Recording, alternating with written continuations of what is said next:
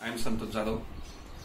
आज आपण भूमितीच्या म्हणजे अर्थात भाग 2च्या पहिल्या प्रकरणाला सुरुवात करणार आहोत। भाग 2चं पहिलं प्रकरण बघा, भूमितीतील मूलभूत संबोध नावाचं पहिलं चॅप्टर आहे आपलं। याच्यामध्ये बिंदू, रेषा आणि प्रतल याची व्याख्या दिलेल्या आहेत, तुम्ही सविस्तरपणे त्या वाचू शकतात। त्याचबरोबर भूमिती या शब्दाची निर्मिती कशी झाली त्याचंही सविस्तर वर्णन पुस्तकातल्या पहिल्या पेजवरती आपल्याला दिलेलं आहे। त्याच्या पुढे थोडं सरकतोय मी, बिंदूचे निर्देशक व अंतर या भागाला सुरुवात करतो। कोऑर्डिनेट्स ऑफ पॉइंट आणि डिस्टन्स असा हा आपला एक पॉइंट आहे। आता या ठिकाणी बिंदूचे निर्देशक व अंतर समजून घ्यायच्या आधी तुम्ही संख्या रेषा तुम्ही अगदी 5वी 6वी पासून संख्या रेषा समजून घेतलेली आहे। संख्या रेषा म्हणजे काय, एका रेषेवर अशा पद्धतीची संख्यांची मांडणी असते। संख्येच्या मध्य भागावरती सेंटरला मध्य भागावर शून्य आहे। शून्याच्या उजव्या बाजूला सगळे धनसंख्या असतात आणि डाव्या बाजूला पूर्ण ऋण संख्या असतात। ज्या संख्येवर रेषा आहे त्यालाच काय म्हणतात, संख्या रेषा असं म्हणतात, है की नाही। या संख्या रेषेवरती हे सगळे धनसंख्या आहेत आणि शून्याच्या डाव्या बाजूला ऋण आहे। तर त्याच्यानंतर संख्या रेषेवरती असे बिंदू दाखवलेले आहेत बघा, हे बिंदू घेतलेले आहेत। आता तुम्ही जर ए बिंदू विचारात घेतला बाळांनो, ए बिंदू जवळ हा -5 हा अंक दिसतो, बी बिंदूच्या खाली -3 हा अंक दिसतो, सी बिंदूच्या खाली -2 अंक। प्रत्येक बिंदूच्या खाली तुम्हाला संख्या रेषेवरचे अंक किंवा संख्या दिसत आहेत तुम्हाला। याचा अर्थ काय झाला, हे झाले तुमचे बिंदू। बिंदूच्या खाली असलेली जी संख्या असतील ना त्यांना निर्देशक असं म्हणतात। त्या बिंदूचे आता तुम्ही जर मला विचारलं ए बिंदूचे निर्देशक कोणते, तर ए बिंदूचा निर्देशक -5 आहे, बी बिंदूचा निर्देशक -3 आहे, ई बिंदूचा निर्देशक +3 आहे, एफ बिंदूचा निर्देशक +6 आहे आणि ओ ह्या बिंदूचा निर्देशक 0 आहे, असा त्याचा अर्थ झाला। मग निर्देशक म्हणजे काय बघा, बिंदूशी निगडीत व्याख्या बघा कशी सुंदर आहे। हे वरचे जे बिंदू आहेत ना, बिंदूंशी निगडीत असलेल्या संख्या रेषेवरील वास्तव संख्येला त्या बिंदूचे निर्देशक असं म्हणतात।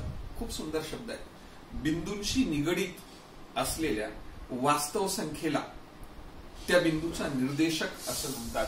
आणि हे तुम्ही कायमस्वरूपी लक्षात ठेवायचं। मग आता तुम्हाला बिंदू कळाला, बिंदूचे निर्देशक कळाले, आता अंतर काढायचं।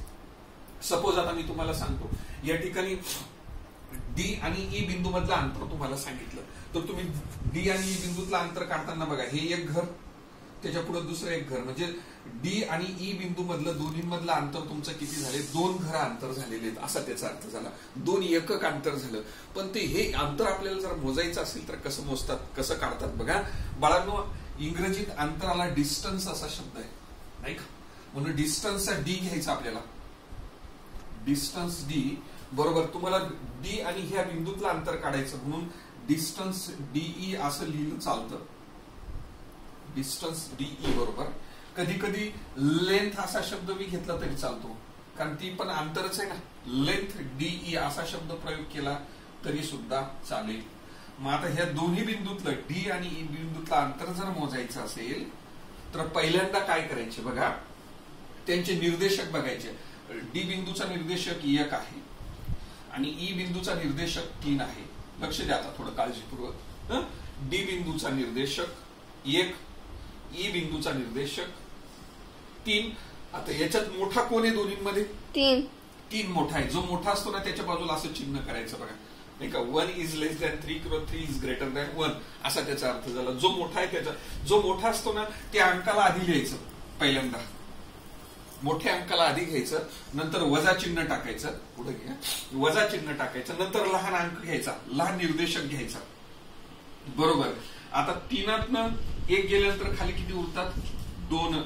मग डिस्टन्स डीई काय झाला, डिस्टन्स डीई बरोबर 2। मी आधीच तुम्हाला सांगितलं बघा, डीई मधलं 2 घरांचं अंतर, हे पहिलं एक घर आणि त्याच्या पुढचं एक घर, म्हणजे डी आणि ई बिंदू मधलं अंतर काय झालं तुमचं, 2। अशा पद्धतीने आपण या ठिकाणी अंतर काढू शकतो। अजून तुम्हाला एखादं अंतर काढायचं असेल तर तुम्ही कसं काढाल बघा, आपण असं करूया, ओ आणि एफ मधलं अंतर काढू, distance O F. Distance O F मधलं अंतर काढताना सुरुवातीला ओ बिंदूचा निर्देशक 0 आहे नंतर एफ बिंदूचा निर्देशक इकडे लिहितो, ओ बिंदूचा निर्देशक 0 आहे, एफ बिंदूचा निर्देशक 6 आहे. कोण मोठा आहे तुमचा? 6 मोठा आहे.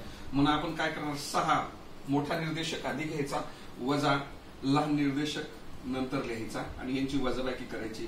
अंतर किती आलं? 6. मोजू शकता तुम्ही 6 घर बघा, 1 2 3 4 5 आणि 6, कम्प्लीट 6 घरं झाली आहे की नाही. अशा पद्धतीने कोणत्याही दोन बिंदूंमधलं अंतर तुम्हाला मेजर करता येईल. आता तुम्ही म्हणाल सर मला डिस्टन्स एईचं अंतर मेजर करायचं, ए पासून ई पर्यंतचं अंतर. बघा ए पासून ई पर्यंत, मग हा ए बिंदू आणि पुढचा ई बिंदू किती घर आहेत मोजून घेऊ पहिल्यांदा. 1 2 3 4 5 6 7 आणि 8 उत्तर यायला पाहिजे आपलं. मग ते काढण्यासाठी बघा ए बिंदूचे निर्देशक किती तुमचे? -5, राईट. नंतर ई बिंदूचा निर्देशक किती तुमचा? 3. आता तुम्हाला या दोन्हीमध्ये जर विचारले तर कोणती संख्या मोठी आहे? 3 मोठी आहे. Very good. 3 ही संख्या मोठी आहे, कारण धनसंख्या ही कधी पण मोठी असते. मग ती संख्या आधी लिहायची. आपण काय करायची? 3 मोठी घ्यायची. बघा लक्षात घ्या, -5 आणि 3 मध्ये -5 ही संख्या लहान आहे, कारण त्याला वजा चिन्ह असल्यामुळे. 3 ही संख्या मोठी आहे म्हणून ती मोठी संख्या घेतली, वजा चिन्ह टाकायचं आणि नंतर लहान संख्या ती पण ऋणच आहे म्हणून -5 म्हणून मी कंसात घेतली. बरोबर. हे 3 हे ऋण किती झाले? अधिक तुमचे धन 5 झाले, पण 5 आणि 3 किती झाले तुमचे? 8. आणि मी तुम्हाला सांगितलं एईचं अंतर बघा, 1 2 3 4 5 6 7 आणि 8. ए पासून ई पर्यंतचं अंतर तुमचं 8 झालं. असंच अजून एखादं डिस्टन्स काढू शकता तुम्ही. डिस्टन्स एसी काढूया. डिस्टन्स एसी, एसीचं डिस्टन्स काढताना बघा, ए बिंदूचा निर्देशक -5 आहे, त्याच्यानंतर सी बिंदूचा निर्देशक -2 आहे. मला सांगा ह्याच्यामध्ये दोन कोणता मोठा आहे? जी मोठी संख्या दिसते ती लहान. -2 हा मोठा आहे की नाही, असा त्याचा अर्थ. -2 ला आधी घेणार, नंतर वजा चिन्ह लिहिणार आणि हा -5 घेणार. लक्षात घ्या, जी संख्या मोठी असेल तिला आधी घ्यायचं असतं आणि मग नंतर हे -2 हे ऋण काय झालं? धन हा तुमचा 5 झाला. एकाला धन आणि एकाला ऋण येतं, म्हणजे 5तनं हे 2 गेल्यानंतर किती उरले तुमचे? 3. डिस्टन्स कधी पण, अंतर कधी पण धन यायला पाहिजे, ऋण उत्तर येणार नाही, लक्षात ठेवा. म्हणून एसी मधलं अंतर 3, म्हणजे 3 घरं दिसत आहेत का बघा एसी मध्ये. हे पहिलं एक घर, दुसरं घर आणि तिसरं घर, कम्प्लीट 3 घरं अंतर आले. अशा पद्धतीने आपण कोणत्याही बिंदूंचं अंतर अगदी सहजपणे मेजर करू शकतो. सराव संच 1.1 मध्ये प्रश्न पहिला आहे, खाली दिलेल्या संख्या रेषेच्या आधारे पुढील अंतरे आपल्याला काढायला सांगितलं. ही संख्या रेषा काढलेली मग सांगितल्याप्रमाणे संख्या रेषेचे सर्व बिंदू आपल्याला त्या ठिकाणी दिसतात आणि खाली असलेले सर्व निर्देशक आपल्याला दिसतात. अंतर काढायचं, थोडं पुढे सरळ अंतर काढायचे. डिस्टन्स बीके काढायचा, बीके डिस्टन्स बीकेचा अंतर काढायचं. आता पहिल्यांदा बी या बिंदूचा निर्देशक बघा, बी बिंदूचा निर्देशक 2 आहे, मी तो इथे घेतला 2. नंतर के बिंदूचा निर्देशक -3 आहे. कोणती संख्या मोठी आहे? 2 ही संख्या मोठी आहे. जी संख्या मोठी असेल ती पहिल्यांदा घ्यायची. मग 2 पहिल्यांदा मोठी घेतली, वजा चिन्ह, दुसरी संख्या -3 आहे. बरोबर. हे 2 जसेच्या तसे, हे वजा वजा अधिक किती झाले? 3 झाले. बघा 3 आणि 2 किती झाले तुमचे? 5. म्हणजेच डिस्टन्स बीके बरोबर 5 आली. अगदी त्याच पद्धतीने डिस्टन्स जे ए काढूया. जे ए डिस्टन्स काढताना जे बिंदूचा निर्देशक -2 आहे. नंतर ए बिंदूचा निर्देशक 1 आहे. याच्यात कुठली संख्या मोठी आहे? 1 मोठी आहे. जी संख्या मोठी तिथे असे 1 लिहायचं. जो मोठा असतो तो अंक पहिले, नंतर दुसरा अंक वजा चिन्ह, दुसरा अंक तो वजा आहे म्हणून कंसात टाकला वजा. बरोबर. 1 हे वजा वजा अधिक झाले तुमचे 2. 2 आणि 1 किती झाले तुमचे? 3. म्हणून डिस्टन्स जे ए तुमचा 3 आला. चला डिस्टन्स पीसी काढू. पीसी काढताना पी बिंदूचा निर्देशक बघा -4 आहे, तो लिहिला इकडे -4. त्याचबरोबर सी बिंदूचा निर्देशक तो तुमचा 3 आहे, तो इथे घेतला. कोण मोठा याच्यामध्ये? 3 मोठा आहे. धनसंख्या ऑलवेज मोठी असते, ती अशी लिहिली. आणि म्हणून बघा मोठ्या संख्येला आधी घेणार, वजा लहान संख्येला लिहिणार आणि म्हणून 3 जसाच तसा. हे वजा वजा काय झाले? अधिक 4 आहे की नाही. 3 आणि 4 किती झाले तुमचे? 7. म्हणजे डिस्टन्स पीसी तुमचा 7 आला. तसाच डिस्टन्स जे एच काढूया. जे एच काढायच्या आधी जे कुठे आहे तुमचा बघा, जेचा निर्देशक -2 आहे, इकडे तिथे लिहितो -2 निर्देशक. नंतर एच -1 आहे. लक्षात घ्या, आता याच्यात कोण मोठा आहे? लहान संख्या मोठी असते, लक्षात घ्या, आहे की नाही. ज्यावेळेस दोन्ही ऋण असतील तर ठरवायचं कसं, जी संख्या लहान दिसते ती ऍक्च्युली मोठी असते, आणि म्हणून मी असं चिन्ह करतो बघा, -1 म्हणजे -1 आधी लिहिणार, वजा चिन्ह घेणार, मग दुसरी संख्या -2 आहे, बरोबर. हा -1 जसा तसा, मायनस मायनस किती झाले, प्लस, हे 2 झाले बघा. दोनाला अधिकचे चिन्ह आहे आणि एकाला वजा चिन्ह, वजा बाकी होईल. दोनात एक गेल्यानंतर किती येतील तुमचे, 1. म्हणून डिस्टन्स जे एच 1 आहे का तुम्ही चेक करू शकता. जे पासून एच पर्यंत एकच घर आहे, आणि म्हणून तुमचं डिस्टन्स किती आलं, 1. अशा पद्धतीने तुम्हाला पुढचे डिस्टन्स सुद्धा काढता येतील. बंद कर. चला बघा, त्याच्यातलं 5वं डिस्टन्स KO. के बिंदूचा निर्देशक घेतला -3 आणि ओ बिंदूचा निर्देशक 0. आता याच्या दोन्हीपैकी मोठा कोण आहे बघा, -3 ही संख्या 0पेक्षा लहान आहे, म्हणून 0 मोठा आहे, म्हणून 0ला आधी घेतलं, वजा चिन्ह टाकलं, नंतर हे -3 लिहिले. 0 जसाच तसा, वजा वजा अधिक झाले, हे तुमचे 3. 3त 0 मिळवला, 3. डिस्टन्स केओचं अंतर 3 आलं. तसंच डिस्टन्स OE काढूया. चला OE काढू. ओ बिंदूचा निर्देशक 0 आहे आणि ई बिंदूचा निर्देशक 5 आहे बघा. हे 5 लिहिले. कोण मोठा आहे? 5 मोठा आहे. 5ला आधी घ्या, वजा 0 करा, 5त 0 गेले, 5. डिस्टन्स OE 5 आलं. तसंच डिस्टन्स PJ काढूया. पी चा निर्देशक कुठे, या ठिकाणी पी चा निर्देशक -4 इथे लिहिला. नंतर जे चा निर्देशक -2 तो इथे घेतला. मग आता हे दोन संख्यांपैकी कोणती मोठी संख्या? लहान संख्या ऑलवेज मोठी संख्या असते ज्यावेळेस त्या ऋण असतात त्यावेळेस, म्हणून -2 आधी लिहिला, नंतर वजा चिन्ह आणि हे -4 लिहिले. बघा, हे -2 जसेच तसे, वजा वजा अधिक झाले, 4ला अधिकचं चिन्ह आहे, 2ला वजा चिन्ह, वजा बाकी करायची, विरुद्ध चिन्ह येता वजा बाकी करूया. 4तनं 2 गेल्यानंतर खाली 2 उरतात, म्हणून डिस्टन्स PJ बरोबर 2 आले. ह्या पद्धतीने हा प्रश्न या ठिकाणी संपला. पुढचा दुसरा आहे, बिंदू A चा निर्देशक X आहे आणि बिंदू B चा निर्देशक Y आहे, तर खालील बाबतीत डिस्टन्स AB काढा. ओके, मग आता त्याच्यासाठी आपण पहिलं बघा, नंबर 1 X बरोबर तुमचा 1 दिला आणि Y तुमचा किती, 7 आहे. डिस्टन्स AB काढायचा. डिस्टन्स AB बरोबर, डिस्टन्स AB काढताना काय करायचं, हे AB चे निर्देशक, A चा निर्देशक X आहे आणि B चा निर्देशक Y आहे.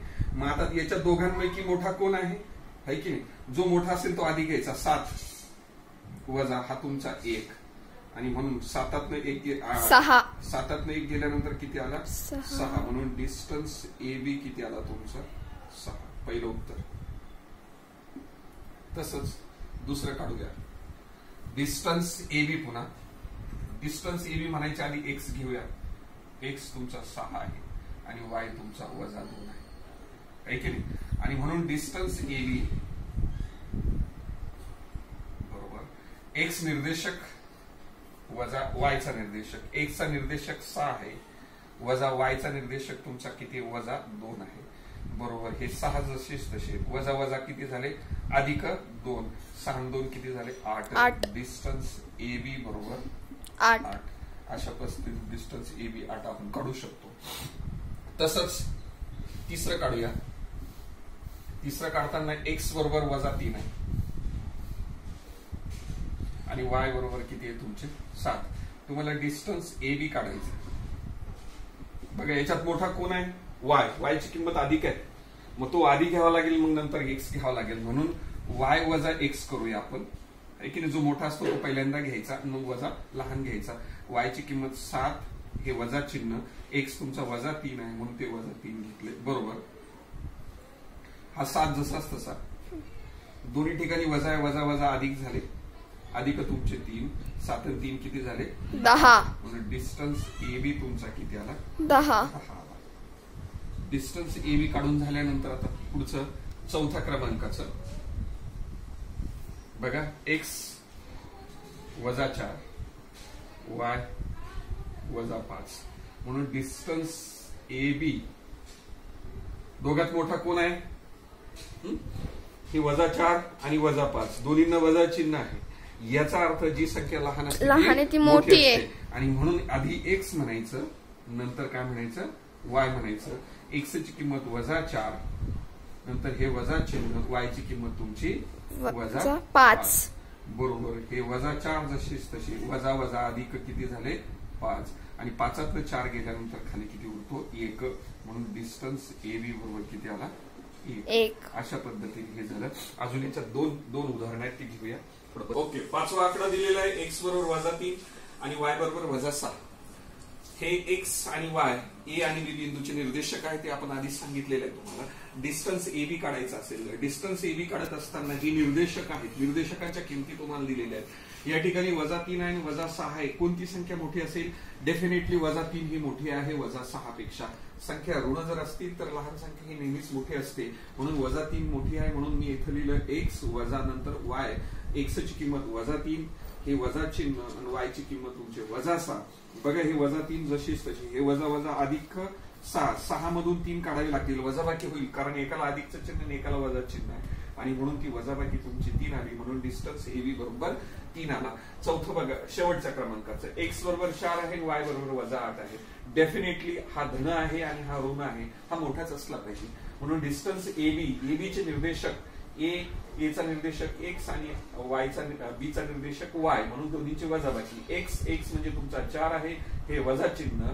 वाय म्हणजे तुमचे -8 आहे. 4 जसाच्या तसा वजा वजा अधिक झाले. 8 आणि 4 12, म्हणून डिस्टन्स AB बरोबर 12. बंद कर थोडा वेळ. केलं सुरू? ओके. दरम्यानता, बिटवीननेस, इंग्लिश मध्ये तुला बिटवीननेस, दोघांमध्ये नाही का, दोन व्यक्तींमध्ये तिसरा व्यक्ती जर असेल तर आपण काय म्हणतो, मधल्या व्यक्तीला त्या दोघांच्या दरम्यान तो बसलेला आहे, त्या दरम्यान हा शब्द ह्या ठिकाणी आहे. समजा जर P आणि Q, PQR हे 3 बिंदू आहेत आणि हे तिन्ही बिंदू भिन्न बिंदू आहेत, आणि एका सरळ रेषेत, बघा इथं सगळे सरळ रेषेत 3 प्रकारच्या संभाव्यता आपण ह्या ठिकाणी दाखवलेल्या आहेत. हे तिन्ही बिंदू सरळ रेषेत, इथे तिन्ही बिंदू सरळ रेषेत. फरक काय झाला माहितीये का? P आणि R हे शेवटच्या टोकाला, त्याच्यामध्ये Q आहे. या ठिकाणी काय झालं, P आणि Q शेवटच्या टोकाला मध्ये R आहे, नंतर R आणि Q शेवटच्या टोकाला मध्ये P आला. याचा अर्थ काय झाला बाळांनो? बघा, एका रेषेत जर असतील ना तर हा Q हा बिंदू मधल्याला काय म्हणतो बघा, मधला Q हा बिंदू P आणि R च्या दरम्यान आहे की. त्याच्याच वेळेस आपण असं म्हणू, R हा बिंदू P आणि Q च्या दरम्यान आहे.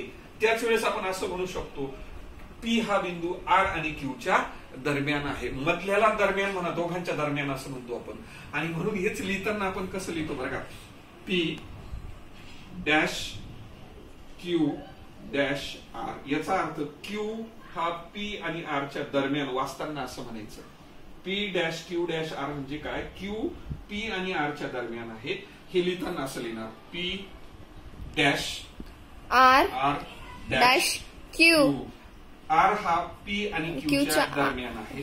हे लिहिताना असं लिहिणार, P R dash P dash Q. याचा अर्थ P हा बिंदू R आणि Q च्या दरम्यान आहे. हे दरम्यानच तुम्हाला कळालं.